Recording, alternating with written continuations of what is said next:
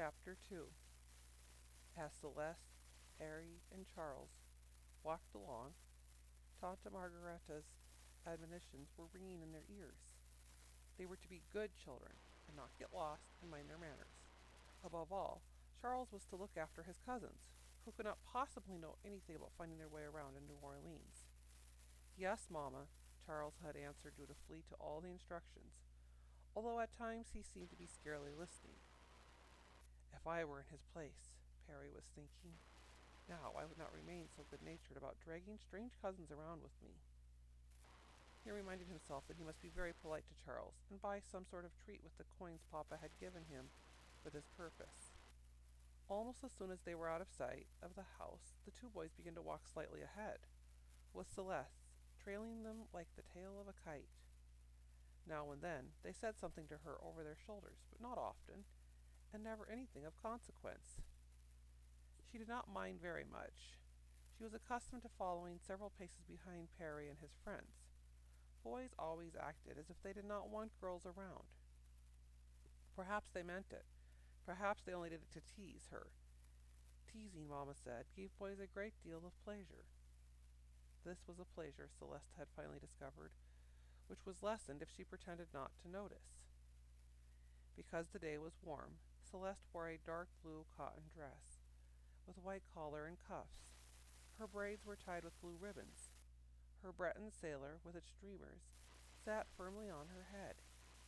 On seeing her dressed for this adventure, Tanta Margaretta had cried out and declared she was very chic, and very French. Tanta meant this as a compliment, but, all the same, Celeste would have preferred to look like an American girl. So, she walked along now, clutching a small purse in which Papa had placed a few coins, whose names and values she did not know yet. In time she would see a treat to buy, and had no doubt that when this happened, the boys would suddenly become most polite. "There's the milk-woman." Charles turned to direct a bit of conversation his trailing cousin's way. Celeste saw an old woman standing up in a cart made of green box set between two high wheels. She wore a plain black dress and a black bonnet, and before her were two great brass-bound cans. Now and then she rapped the horse smartly, which caused him to move little, if any, faster. Charles waved to her, and she returned his greeting. "She's on her way to our house to deliver milk," Charles explained. Celeste, feeling such service demanded recognition, bowed politely to the woman. Under the sober black bonnet, the old woman's face broke into a smile. "Bonjour, mademoiselle," she said. "Bonjour." "Bonjour," Celeste returned. "Most of the milk vendors here are Gascons," Charles told her. "That is in France, you know." "He does not need to tell me that," Celeste thought rebelliously. Perry was soon attracted by something much more interesting than a woman selling milk. Along came a carriage drawn by two sleek horses, and with a driver in the front seat. A man walking nearby with a woman signaled to the driver, who at once guided the carriage over to the curb. The couple got in. No money was exchanged. Evidently this ride was free, Perry decided, which was not surprising. Papa had said America was the land where freedom reigned. His eyes shone. So eager had he looked that Charles seemed to read his thoughts. "You can ride in the carriage for $2, he said. "But of course you do not have that much money." He looked at Perry hopefully as he spoke, however. After all, these French cousins had a papa who was going to buy a huge farm, and many horses. Who knew but what they might have money for rides? Perry squirmed slightly. "I do not believe we better ride in a carriage today," he said. "We might miss seeing the president." Celeste was proud of her brother. He had not said he did not have the money, nor yet that he was unsure of the size of coins in his pocket. Neither had he deemed the ride in the carriage would be a fine thing. He had spoken only the truth. If they rode at this time, surely they might miss seeing the president. "It could be done for less," Charles told him hopefully. "If we wanted to go no more than a mile, the driver would give us special rates." "Another time," Perry said firmly. Seeing no ride was possible, Charles sensibly dropped the subject. He walked on, making his way with perfect certainty through the streets, which seemed very confusing to Celeste. How lucky he is with us, she thought. Without him, I would not know in which direction to go, nor would I know that this Jackson Park, even if I stumbled upon it. Here we are, Charles finally said. This is Jackson Park. We are early enough to get a good place. He brought his cousins to a halt. There's the Cabadillo, he told them.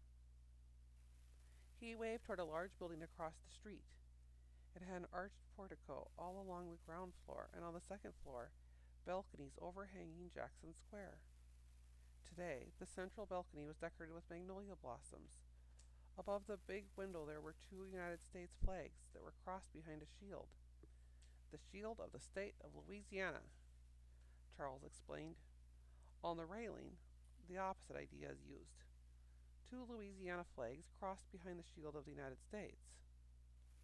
He seemed to have impressed his cousins to have had unlimited knowledge in this matter. People were beginning to gather now, most of them carrying small United States flags. Celeste felt some concern. True, she and Perry and Charles had front places, but they carried no flags. The president would doubtless see them and wonder why this was so. She remembered the coins in her purse. Vendors were going about selling various things. Perhaps one would come with flags? Then she would most certainly buy a flag for herself, and if she had sufficient money, one for each of the boys as well. Time went by. More and more people had gathered, and more were holding small flags in their hands. Still, no one came to sell them. A large woman with hooped earrings and a red bandana tied over her hair moved through the crowd, carrying a tray decorated with red and white flowers. "Pralines," she cried. "Sweetest, best in town." "Pralines." Celeste regarded the vendor with interest. The woman came to a direct stop in front of her. "Praline, my little lady?" she asked coaxingly. "They are very, very good," said Charles. Perry, too, looked at the tray curiously. "I will buy them," Perry announced, not without pride. "3 of them," he told the woman. The transaction was made, with Perry paying. Once this was finished, the woman took 2 each of the red and white blossoms from her tray and handed them to Celeste. "Lagniappe for the little lady," she said, smiling broadly. "Oh, thank you," Celeste cried, not understanding what she meant. "Lagniappe is a little extra gift with a purchase," Charles explained as the woman walked away. "These flowers are verbena, and she very likely grew them herself." Celeste held the flowers in one hand and began to nibble the candy.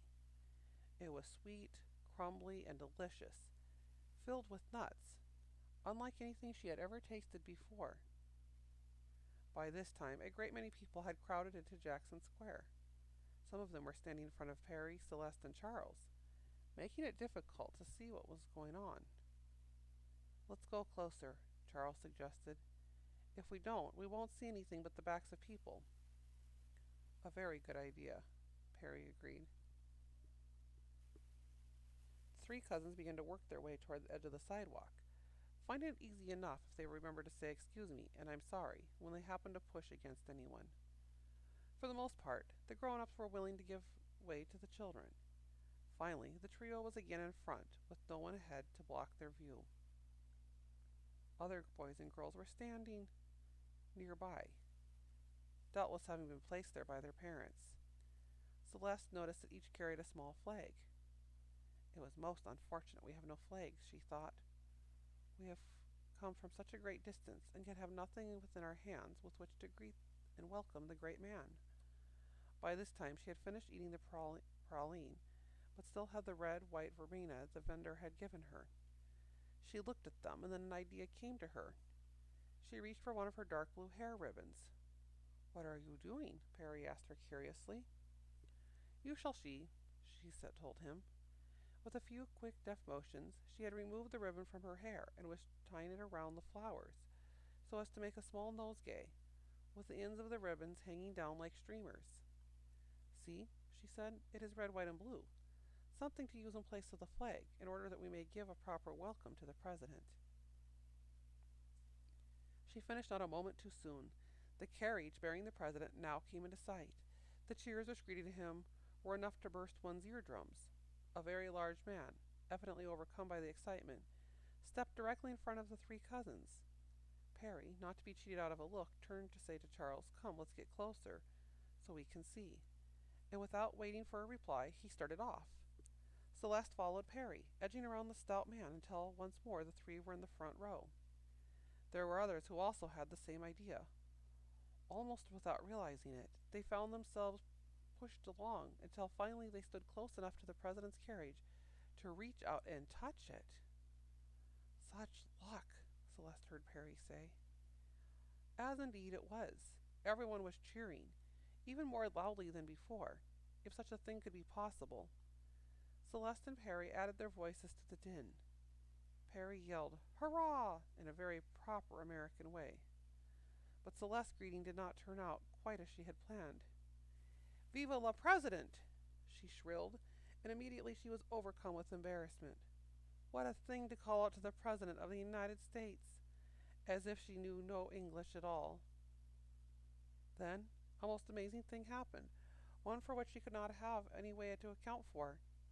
Perhaps her voice was so shrill it had carried above the other cheers. Perhaps it was because she stood so close to the great man as he alighted from his carriage. Perhaps it was because of her greeting, spoken in French, that stood out among all the others calling in English. Whatever the reason, the President of the United States turned to look directly at her. Celeste Danton, just arrived from France only yesterday, wanting so much to become a good American. The heavy-lidded eyes of the chief executive regarded her intently. The large, kind face softened, and he smiled at her. Celeste, as though she had been taught to do on occasions of meeting important grown-ups, made her deepest curtsy. When she stood straight once more, she waved the little improved tricolor which she carried in her hand.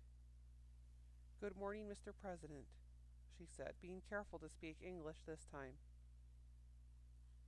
President McKinley smiled again. He lifted his hand in a little salute to her before he turned once more to wave at the people on the other side of the street. Perry let his breath out sharply. "It was well worth the effort," he declared. "I am glad we pushed closer." "And I," Celeste agreed. She wanted to mention that the president had looked directly at her, had smiled at her. Still, when she considered the matter, she realized this was probably not necessary. Perry had been there and must have seen it happen. "He saw us," Perry bragged. He turned to repeat the remark to Charles. "He did see us, of that I am sure." His words died away almost before they were finished. Charles was nowhere to be seen.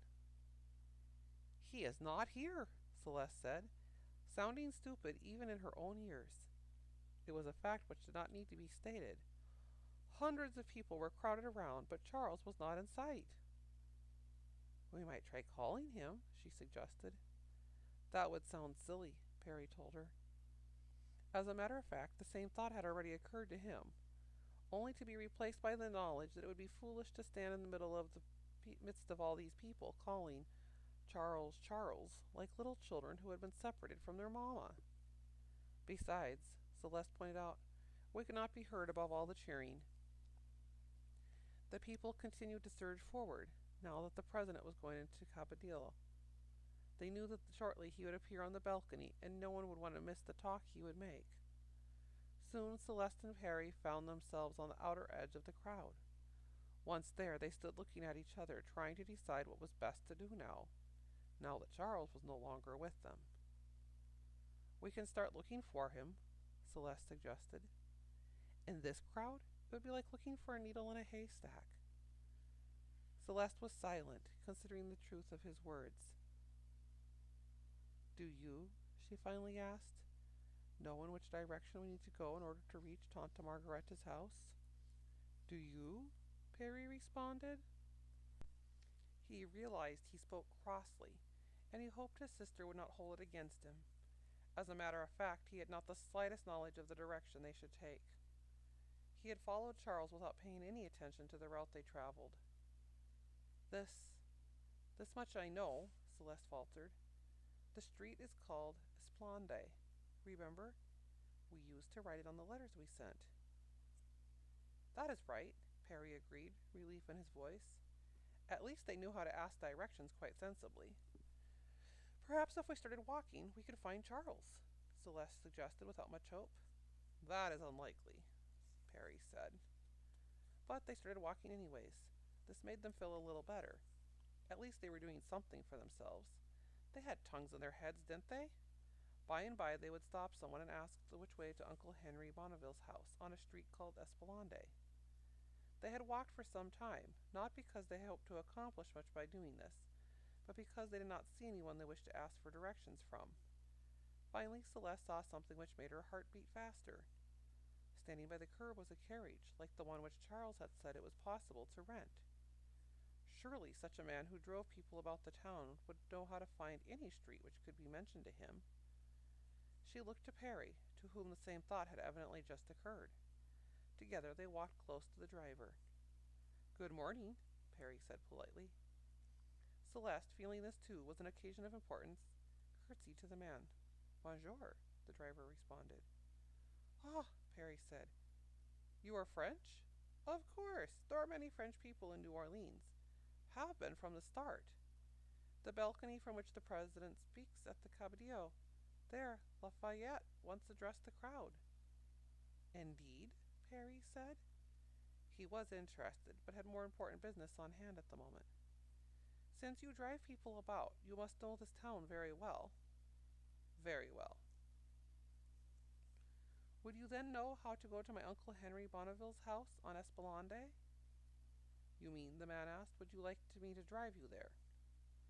This was a turn of events Perry had not anticipated. He felt the coins in his pocket, not sure of their value, nor, so far as that went, the exact cost of such a venture. Recalling that Charles had said the rates depended on the distance traveled, he decided to take a chance. Drawing the money from his pocket, he held it in the palm of his hand so the driver might see it. He found himself wishing, but only for an instant, that he had not bought the pralines.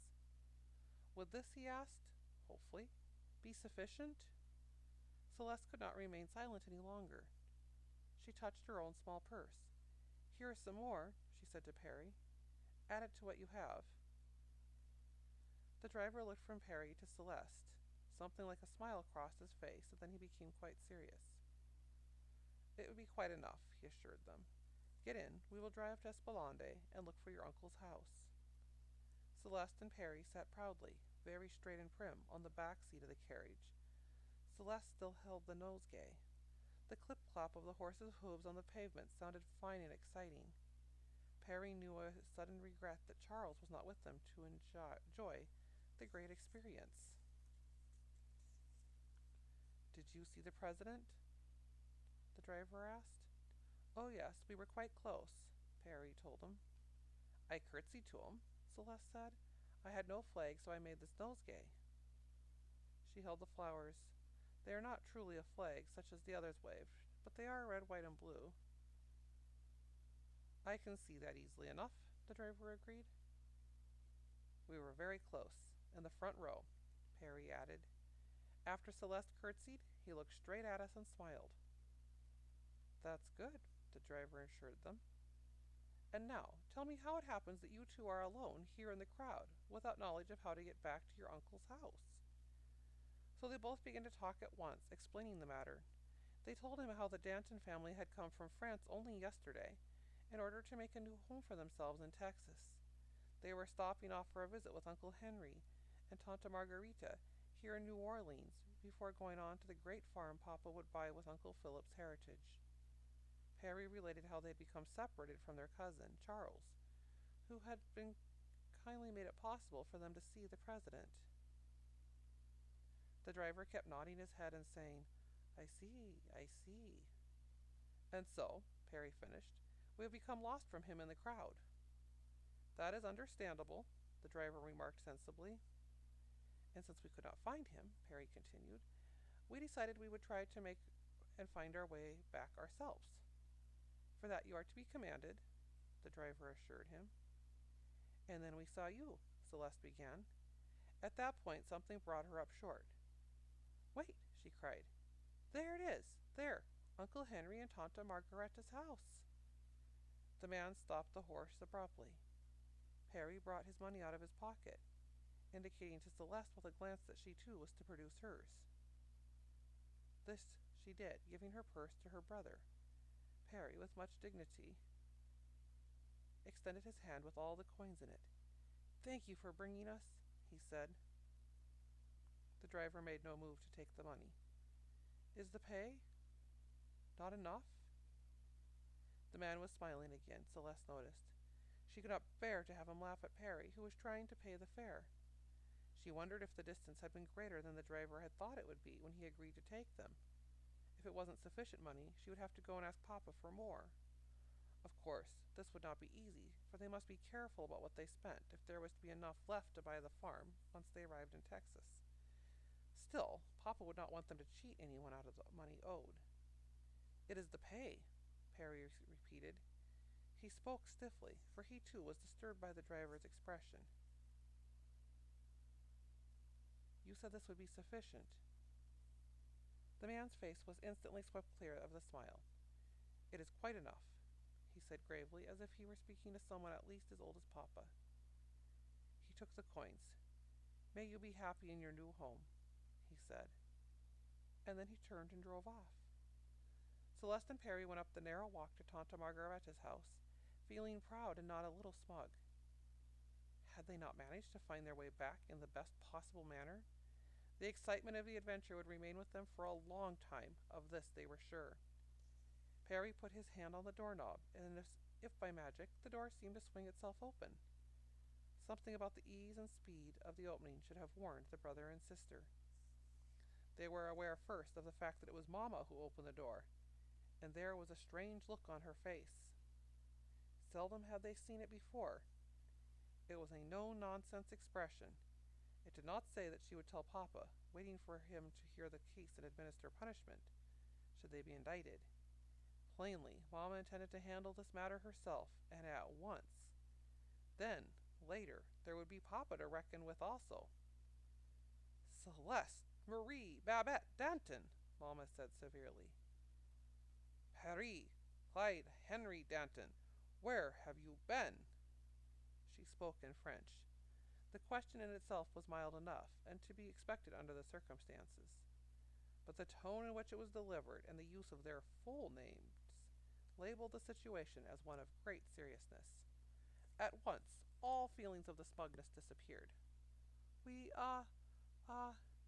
got lost," Celeste faltered. Across the room she could see Charles sitting in a chair, looking sober and frightened. Tante Margaretta, who must have stopped crying only a moment ago, began weeping once more. "Charles came home without you. What a fright we have been in!" "Gasquilia!" Excited as she was, it was no wonder she lapsed into French to ask what was the matter. Perry looked at his cousin, who refused to meet his glance.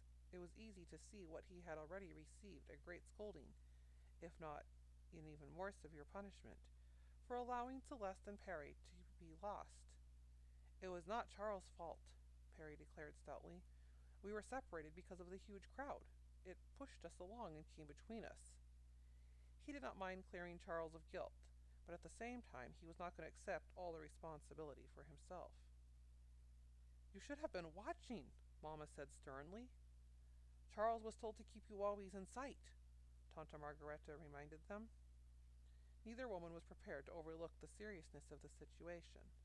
Indeed, things looked very bad for the children.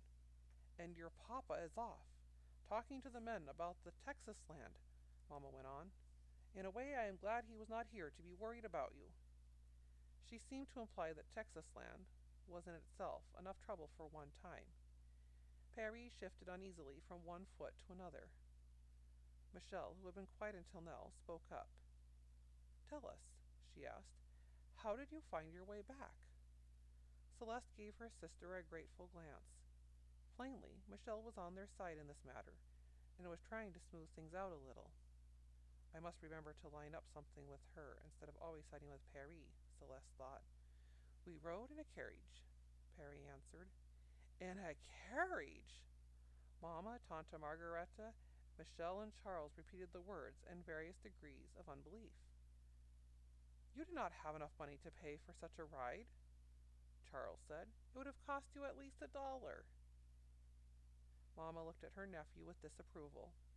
For the first time, her anger toward her own children seemed to die down a little. Perry, she ordered, suppose you tell us exactly how this happened. Her tone was mild enough, but her look said he had better stay with the facts.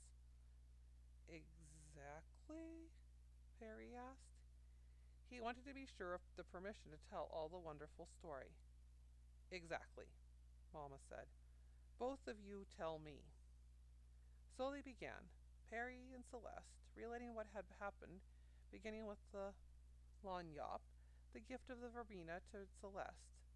They told how they had pushed forward in the crowd, thinking Charles was with them until they had come to the front row.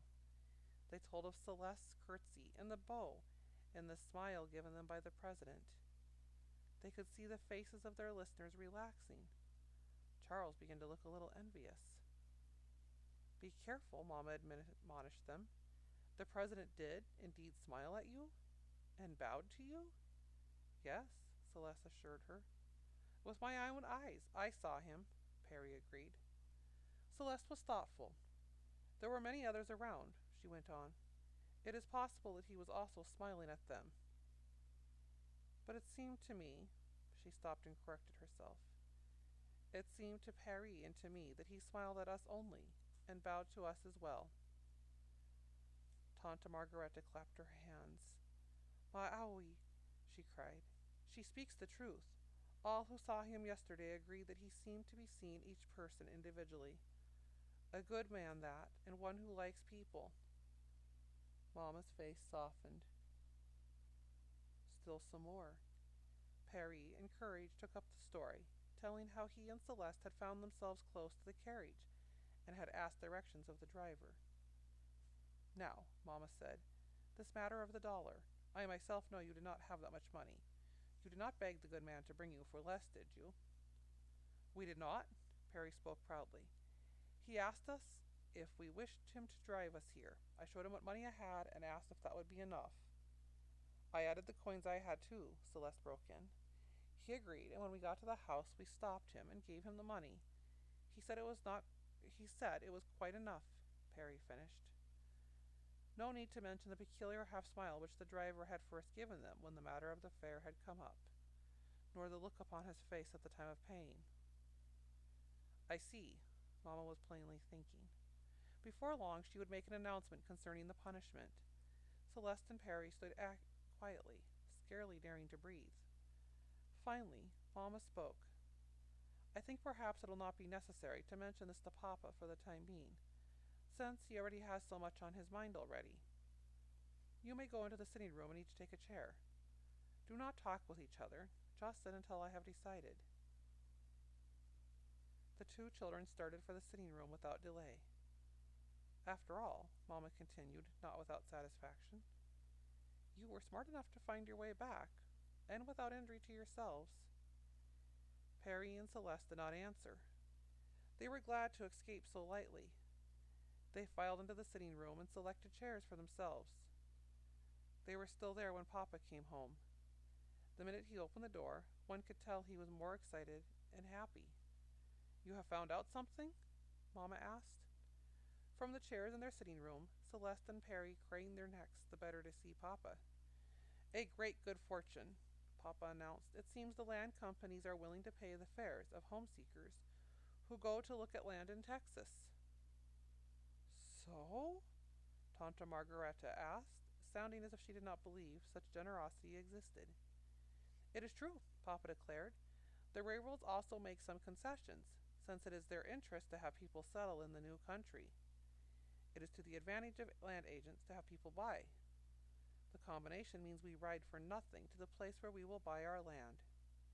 He spoke with great pride. The entire family? Tante Margaretta asked, still not entirely convinced. The entire family, Papa assured her. I checked the fact carefully. When? Mamma's question sounded a bit breathless. In 3 days from now, Papa answered. The train of homeseekers will leave here on Saturday, bound for a town named Marcy in the Texas Panhandle.